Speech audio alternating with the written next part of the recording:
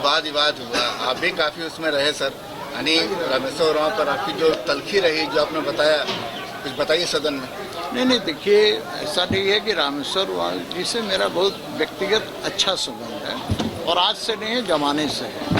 मैं कोई तलखी नहीं करता हूँ, लेकिन देखिए क्या है, एक ऐसा दृश्य होता है जो कभी कभी लगता होगा आपको भी क्या हो रहा है, हमको भी लगता है। यदि आप सत्ता पक्ष के अंदर हैं, उसके सदस्य हैं, तो सत्ता पक्ष का आपको गुणगान करना ही है, और यदि विपक्ष में हैं तो सत्ता पक्ष की हर अच्छाइयाँ भी आपको बुरी लगेगी। यह एक भावना है, क्योंकि सत्ता पक्ष वाले सरकार की कमियों को नहीं बताएंगे। वैसी स्थिति में एक वाद विवाद हो रहा है, जनरल बजट पर आज वाद विवाद हो रहा है। तो हमारी तरफ से माननीय बाबूलाल मरांडी जी ने बातों को रखने का काम किया और सरकार की कमियों को बताने का काम किया है। अब सत्ता पक्ष के चाहे जो भी हो, वो अपनी अपनी बातों को रख रहे हैं। अब उसी में थोड़ा सा बीच में हम लोग पूछ लेते हैं, कुछ बातें पूछ लेते हैं, लेकिन उन्हें तो सत्ता पक्ष के फेवर में ही बोलना है, हर बात बोलना है। तो ऐसी स्थिति में आम जनता का कोई मतलब नहीं रह जाता, क्योंकि आम जनता कष्ट भोग रही है। इसको विपक्ष उठाएगा, सत्ता पक्ष वाले उसको ध्यान नहीं देंगे। और अभी प्रश्न काल आपने देखा होगा कि मंत्री लोग कैसे उत्तर दे रहा है। भाई, प्रश्न काल का अर्थ क्या है? कोई भी माननीय सदस्य, चाहे सत्ता पक्ष हो या विपक्ष हो, कोई भी प्रश्न उठाता है तो उसका हल दिखता हुआ नजर आना चाहिए। और ऐसा प्रश्न है जिसका कोई हल नहीं है तो स्पष्ट जवाब दे देना चाहिए। तो इसमें कोई जीत करने वाली भी बात नहीं होनी चाहिए। लेकिन सदन के अंदर ये लगता है कि सिर्फ फॉर्मेलिटी हो रही है, और सरकार ने बजट पास करा लिया, सरकार का कुछ विधेयक आएंगे वो करा लेगी, सरकार का तो काम हो गया, लेकिन जनता का काम कहाँ होगा? भाई, सिर्फ और सिर्फ मैया योजना के लिए राशि आवंटित कर देने से कुछ नहीं होता है। इसके अलावा भी एक बहुत बड़ी आबादी है, अलग अलग क्षेत्रों में आबादी है। अब मुझे फोन आ रहा है कि 4 महीना से विकलांगों का पेंशन नहीं मिला है।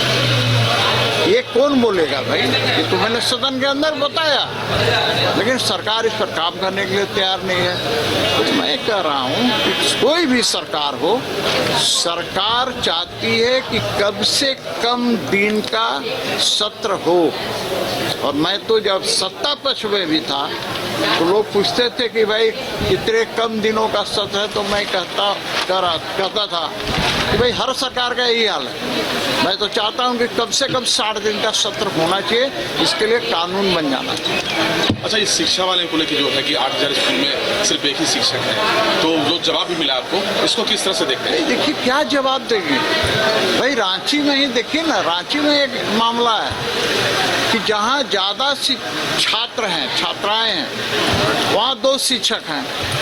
एक उर्दू स्कूल है, वहाँ 16 शिक्षक है। तो भाई ये तो पैरवी के बल पर ये सब सारी चीज़ें होती है। डीएससी और डीओ सबका रेट बंधा हुआ है, उसके आधार पर वो सारी चीज़ें होती है। उससे ज़्यादा मैं क्या, नियुक्ति नहीं हो पा रही है, इसमें कुछ खास दिख रहा है? कोई सवाल था? शिक्षकों की नियुक्ति जो है वो बहुत साफ नहीं, शिक्षकों की नियुक्ति कहाँ हो रही है भाई? आज जितने हमारे प्राइमरी स्कूल हैं, मध्य विद्यालय हैं, आज वहाँ शिक्षकों की कमी है। बहुत से ऐसे स्कूल मिलेंगे, बच्चा क्या पढ़ेगा जरा बताइए? जहाँ साइंस का टीचर ही नहीं है, मैथ का टीचर ही नहीं है, उस स्कूल का क्या होगा? तो सिर्फ वो संस्कृत और हिंदी पढ़ करके आगे बढ़ेंगे। साइंस का तो टीचर होना जरूरी है, इंग्लिश का टीचर होना जरूरी है, मैथ का टीचर होना जरूरी है। नहीं, तो सरकार जो मॉडल स्कूल बना रही है उसका क्या मतलब? सब देखिए, नाम के लिए मॉडल स्कूल। जैसे आपको दिल्ली में भी तो वहाँ केजरीवाल जी ने मॉडल स्कूल बनवाया था ना, उसी टाइप का स्कूल यहाँ भी बन रहा है, उन्हीं का नकल कर रहे हैं हेमंत सोरेन।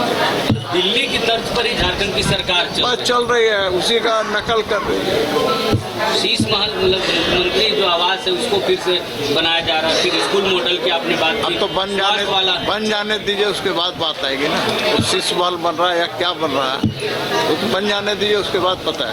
मैं इतना जरूर जानता हूँ कि आज भी हमारे रांची राजधानी में प्रत्येक मंत्री के लिए अच्छे अच्छे आवास हैं, अलग से आवास बनाने की जरूरत नहीं थी, लेकिन बन रहा है। तो मैं दुमका में फिर एक घटना घटी है। क्या घटना घटी? सामूहिक दुष्कर्म। ऐसा है ना, देखिए एक बात मैं बता रहा हूँ, जब डर भय लोगों में समाप्त हो जाती है और बोलते हैं ना कि भाई हेमंत है तो हिम्मत है, ये घटनाएं तो आम बात हो गई है ना। अभी रांची में देखा ना, 3 साल 4 साल की बच्ची के साथ दुष्कर्म किया।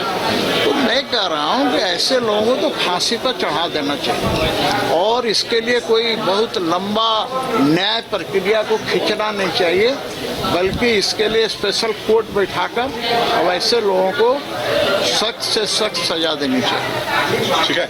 देखिए, आप रांची में रहते हैं और यदि हम रांची की बात करें, आज कई प्रमुख पेपरों में ये छपा है कि कानून व्यवस्था को लेकर हम लोग लगातार बात कर रहे हैं।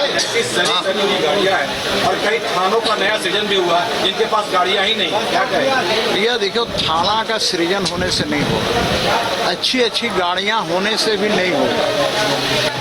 जितने पुलिसकर्मी हैं उनका ध्यान कहाँ रहता है पता है आपको?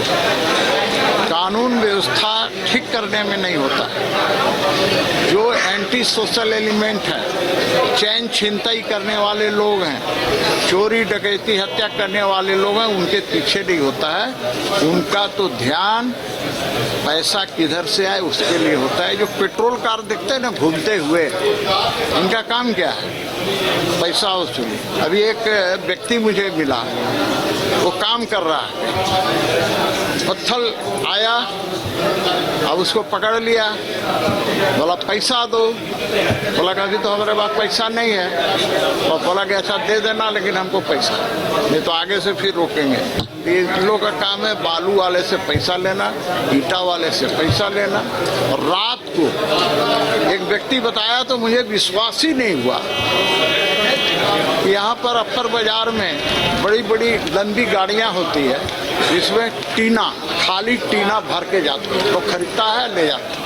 अब वहाँ भी गश्ती वाला पुलिस पहुँच जाता है रोज 4 बजे भोर में। एक दिन संयोग ऐसा था कि मैं 4 बजे भोर में उधर से गुजर रहा था, तो मैं देखा कि वही हो रहा। तो ये चल रहा है, सरकार के कानों पर इससे कोई जूझ नहीं रही।